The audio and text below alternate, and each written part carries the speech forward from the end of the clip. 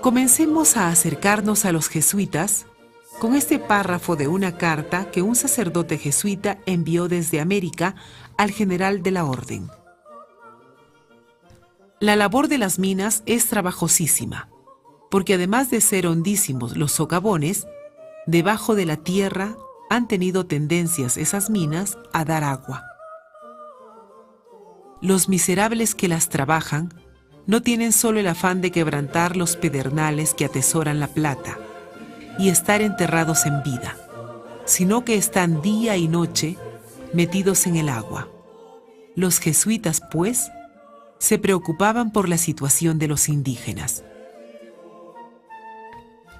El arzobispo Bartolomé Lobo Guerrero, de Santa Fe de Bogotá, frente a la desidia y vida licenciosa de los doctrineros, tiene el mérito de haber sido el primero en sugerir al rey de España el envío de un grupo numeroso de jesuitas que enmendara los errores y horrores de la cristianización. Escribió lo siguiente al rey en la última década del siglo XVI. El más eficaz y, en nuestro parecer, el único remedio para estos naturales es que vuestra majestad mande enviar la mayor cantidad de padres de la Compañía de Jesús que se pudiera. Que por lo menos sean 30, los cuales se dividan de 2 en 2 o de 3 en 3 en los pueblos de los indios, donde con diligencia fácilmente aprenden la lengua, y en estos pueblos hagan oficio de curas hasta que los tengan bien instruidos en la fe. Del monarca, la carta del arzobispo pasó al Consejo de Indias y de ahí al general de los jesuitas, que ordenó el envío de un contingente numeroso de misioneros. ¿Qué tenían los jesuitas que faltaba a los doctrineros de otras órdenes religiosas? ¿Qué podían hacer ellos para enmendar los errores y horrores de la evangelización de los naturales?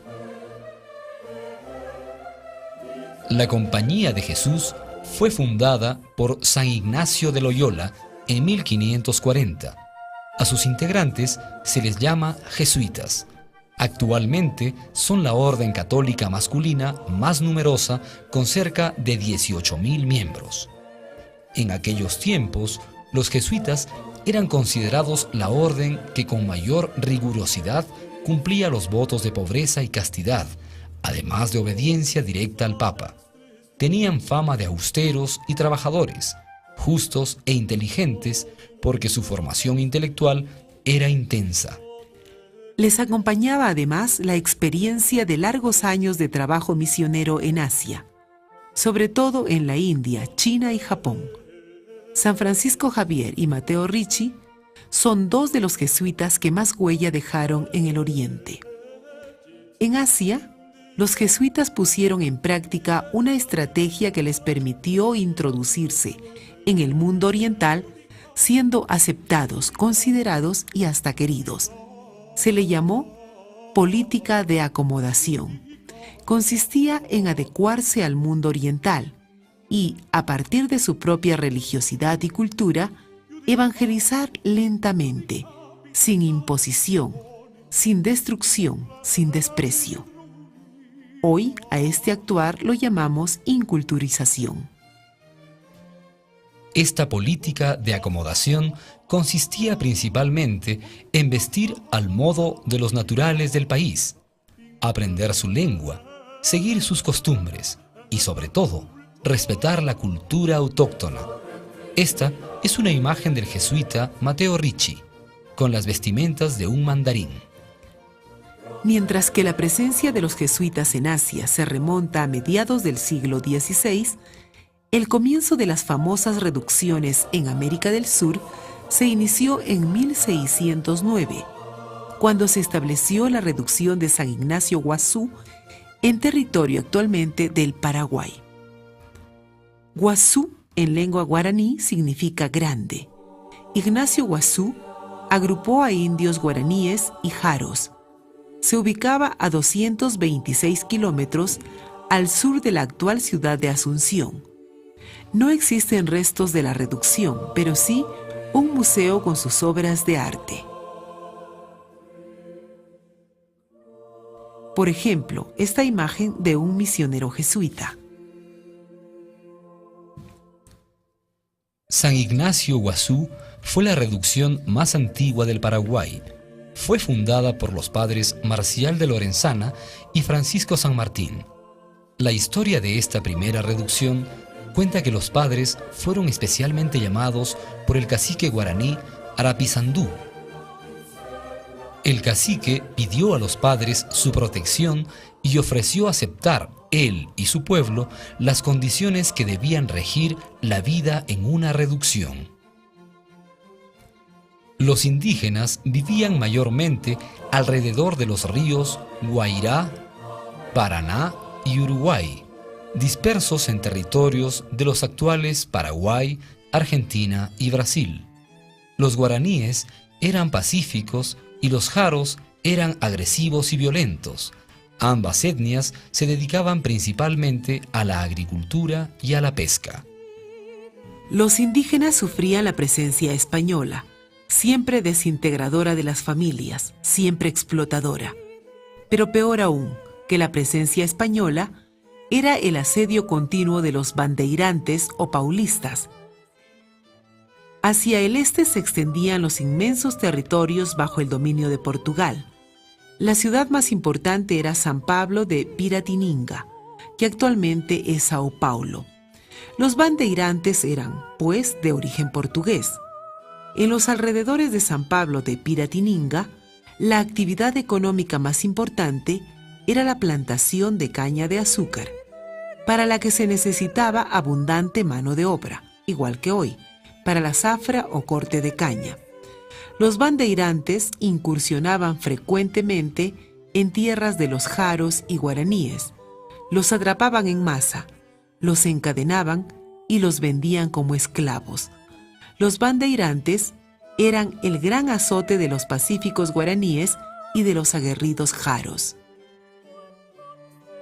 Alguien ha escrito que, si por civilización entendemos el predominio del espíritu sobre la materia, el amor a lo noble y a lo grande, la vida laboriosa y familiar, la paz interna y la sociabilidad, no cabe la menor duda que pocas veces ha contemplado la historia una civilización tan genuina y verdadera como la que existió en las reducciones de los guaraníes.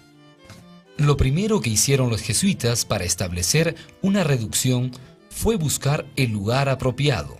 Debía haber campo apto para la agricultura y ganadería, agua en abundancia y leña.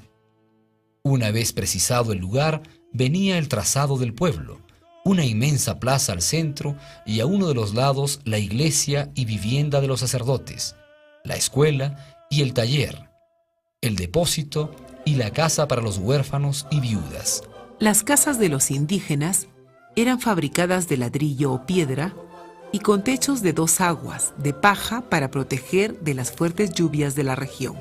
Al frente de cada pueblo o reducción debía haber 2 sacerdotes que se encargaban de la evangelización y de la organización de la vida. Como representante del pueblo, como juez en pequeños altercados o litigios, como agente del orden y mano derecha de los jesuitas, los sacerdotes reconocieron la importancia de los caciques y respetaron y mantuvieron su papel de autoridad, pero no podían aplicar castigos sin haber consultado antes con sus guías espirituales. Los españoles no tenían ninguna participación en el gobierno de las reducciones. Es más, les estaba absolutamente prohibido residir en ellas.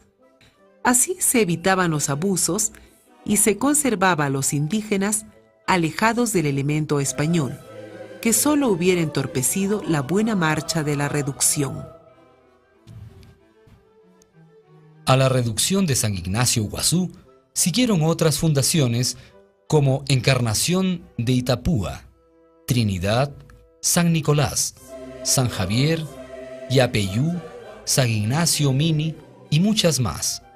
Unas estaban en territorios del actual Paraguay y otras en las tierras cercanas de Argentina. Llegaron hasta establecer reducciones en el territorio de Santa Cruz de Bolivia. Los jesuitas ya estaban en esta región desde 1587, pero la primera reducción fue fundada recién en 1691, bajo la advocación de San Francisco Javier. A la reducción de San Francisco Javier siguieron 8 reducciones más, como San Rafael, San Juan Bautista y Concepción, que vemos en la imagen.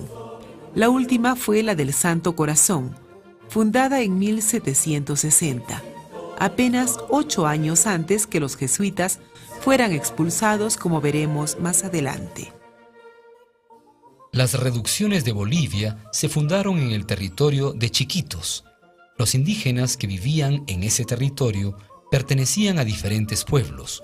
Por lo tanto, no tenían una lengua, ni una cultura, ni costumbres comunes. Por ejemplo, unos eran nómades, dedicados a la caza y a la pesca, y otros eran sedentarios, dedicados a la agricultura. De las reducciones de Chiquitos pueden admirarse hasta hoy las fachadas de sus iglesias, los altares y las esculturas. ¿Cómo transcurría la vida en una reducción? Fieles a la política de acomodación que tan buenos resultados había dado en Asia, los jesuitas no intentaron cambiar los usos y costumbres de los indígenas, sino canalizarlos para darles un nuevo sentido al servicio de la comunidad. También, a medida que iban enseñando la lengua española a los indígenas, los jesuitas aprendían la lengua de los nativos. De los guaraníes aprendieron el guaraní, y de los indígenas de Chiquitos aprendieron el gorgotoquí y la lengua chané. Era tal su interés de aprender las lenguas autóctonas que a los 4 meses ya podían comunicarse en las lenguas aprendidas. Para proveer el sustento de cada familia, se le daba en propiedad una parcela de tierra, los instrumentos de labranza, las herramientas para artesanías y las armas para cazar y pescar. El padre Antonio Sepp, que desde su llegada se hizo cargo de la reducción de Yapeyú, llamada también de los 3 Santos Reyes, acostumbraba escribir en un diario sus impresiones y preocupaciones de cada día. Es un documento de gran valor por la cantidad de información que contiene. En ese diario, por ejemplo, ilustra sobre el trabajo de la tierra. Cultivo todo el año lechuga, espinacas, acelga. También dan muy bien las zanahorias, patatas, achicoria, coliflor, remolacha, perejil, pepinos y limones, algodón y trigo se sembraba en abundancia. La cosecha de la cual los indios eran totalmente dueños se guardaba en graneros y les era suministrada periódicamente para evitar que la malgastaran. También había una propiedad común que los indios trabajaban 2 o 3 días por semana. Con el producto se pagaba el inevitable tributo a la corona española. Se compraban herramientas, mantenían a las viudas, huérfanos y enfermos y se construía las iglesias y talleres. La ganadería servía para transporte, alimento y vestimenta. Con bueyes araban la tierra y consumían carne de vacuno. El padre Sepp escribió: a cada familia debe dársele según la cantidad de bocas a alimentar. La justicia es la base del orden y la paz en la reducción. La música tuvo un papel importantísimo en las reducciones. Los guaraníes amaban la música y la danza y fácilmente aprendieron a cantar, tocar instrumentos e inclusive fabricarlos. Oigamos qué escribió el padre Sepp al respecto. A uno le enseñé órgano, a otro arpa, aquí y allá la guitarra y violín, amén de instrumentos de viento de toda clase. Así fui plantando el amoroso salterio en las cabezas de mis alumnos. También les enseñé cuanto sabía sobre la fabricación de instrumentos musicales. Algunos indios son capaces de convertir el cedro en arpa y de hacer con otras variedades de maderas, fagots, flautas y hasta un clavicordio. Los jesuitas incorporaron los conocimientos y tecnología de su tiempo al cuidado de la salud. Las enfermedades que diezmaron la población americana seguían cobrando vidas. En cada reducción se instaló un hospital. El padre Sepp reconoce las limitaciones para hacer frente a las enfermedades cuando escribe en su diario: mis conocimientos médicos no llegan muy lejos. En las escuelas teológicas debería estudiarse medicina con más seriedad. Pero eso sí, siempre va conmigo el viático. A quien me lo pide, lo escucho en confesión y le doy el pan de vida eterna. La labor de los jesuitas en las reducciones fue simplemente maravillosa. Permitieron a los indígenas escoger un oficio según sus capacidades. Fueron albañiles indígenas los que levantaron las imponentes y regias iglesias de las reducciones. Los que tallaron en madera las esculturas que adornaron los altares. Los que labraron en piedra los cientos de figuras con que decoraron las fachadas. Los frisos llenos de detalles. Los imponentes pórticos. Las columnas. Los púlpitos desde los que los misioneros hablaban de un Dios que los amaba y los protegía. En suma, las reducciones funcionaron de tal manera que a nadie le faltó el alimento. Todos tenían ocupación y tiempo de descanso. El cristianismo fue introduciéndose con cautela y respeto a sus creencias ancestrales. Y por encima de todo, estaban protegidos de la explotación española y de la caza de esclavos de los bandeirantes. No se crea, sin embargo, que todo fuera un paraíso. Muchos jesuitas perdieron la vida, fuera por enfermedades o por los ataques de tribus que no los aceptaban. No todas las tribus eran como los pacíficos guaraníes. Algo tan hermoso y tan justo no podía durar demasiado, porque en la naturaleza del ser humano está inscrita la tentación del mal. Así, los jesuitas fueron duramente criticados por las órdenes religiosas que habían fallado en la evangelización. A ello se sumaba la malicia de corregidores y encomenderos que consideraban un desperdicio el intento de cristianización de los indígenas. El trabajo agrícola y ganadero también organizado en las reducciones fue, poco a poco, aumentando los ingresos, de manera que no solo era posible adquirir herramientas, ropa, medicinas y cuanto fuera necesario, sino que los jesuitas comenzaron a abrir colegios que eran sustentados con el superávit de las reducciones. Los colegios eran gratuitos y tenían acceso a ellos tanto españoles como indígenas. Tanto éxito y bonanza desató la maledicencia y comenzaron las malas lenguas a tacharlos de ambiciosos y acusarlos de enriquecerse a costa del trabajo de los indígenas. Tiempos negros se anunciaban para los jesuitas y peores aún para los indígenas. Por otro lado, los ataques de los bandeirantes continuaban, pese a las medidas de extrema seguridad adoptadas en las reducciones. Frente a este asedio continuo, los jesuitas decidieron proveer de armas a los indígenas y enseñarles a manejarlas.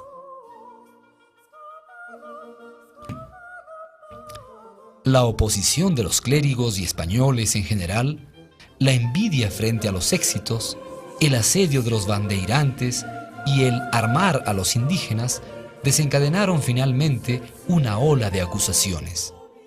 Hasta los oídos del rey de España, Carlos III, llegaron rumores de que los jesuitas querían crear reinos independientes que socavaran la autoridad española y privaran a España de los ingresos que las colonias les reportaban.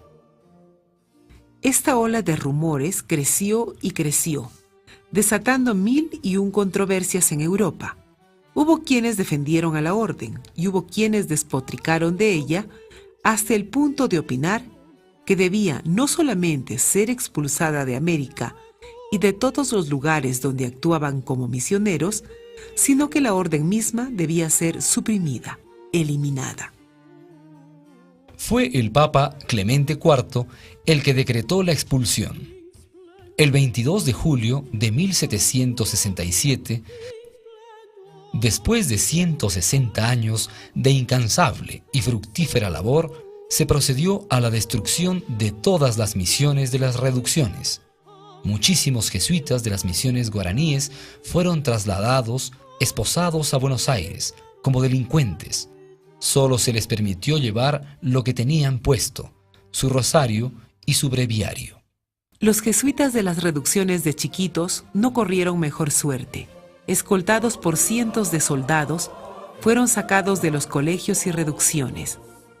A pesar de la orden estricta de que el pueblo permaneciese en sus casas, una multitud salió a darles la despedida y a demostrarles su pesar. Un mes los tuvieron presos hasta que por fin, tras larguísimo y penosísimo viaje que pasó por Cochabamba y Tacna, llegaron a Lima, donde fueron embarcados a España. No se les permitió llevar consigo otra cosa que la ropa puesta y un poco de tabaco en polvo. Los jesuitas habían sido acusados de querer crear reinos independientes y de poseer mucho oro y plata. Cuando los soldados llegaron a las reducciones, esperaban encontrar muchos tesoros y grande fue la decepción al no encontrar nada, solo soledad y abandono. Los clérigos que quedaron en América, entre ellos los franciscanos, que también habían creado algunas reducciones como Yaguarón en Paraguay, no fueron capaces de continuar la obra de los jesuitas, porque no estaban preparados para tarea de tal envergadura. Este es el templo de Yaguarón. El sistema misionero jesuita se derrumbó. Los indígenas abandonaron las reducciones y se dispersaron. En 1773, el Papa Clemente XIV decretó la supresión de la Compañía de Jesús. La historia y el tiempo tienen la última palabra frente a semejante despropósito. Pero la semilla del cristianismo sembrada por ellos sigue vigente. Y hoy, año 2013, tenemos un Papa jesuita, Francisco I.